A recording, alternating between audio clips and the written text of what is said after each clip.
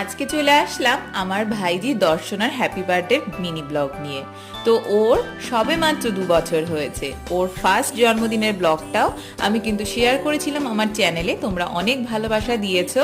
আর এই জন্মদিনে কিন্তু আমাদের পরিবারের সকলেই ইনভাইটেড ছিল। আমি, মা, আমার দিদি, বৌমনি সবাই আমরা একটু আগে আগে পৌঁছে গেছিলাম, তখন পুচকুটা রেডিও হয়নি। তারপর কিন্তু রেডি হয়ে ওর যেখানে বার্থডের সেলিব্রেশন হবে সেখানে আমরা সবাই চলে এসেছি।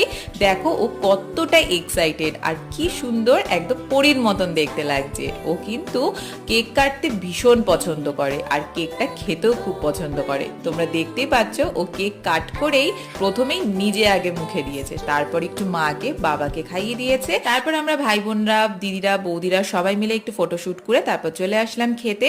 খাওয়ার দাওয়ারও বেশ ভালো ছিল। মেনুতে ছিল ফ্রাইড রাইস, তারপর বেগুনি, তারপর চিকেন, চাটনি, পাঁপড়, মিষ্টি আর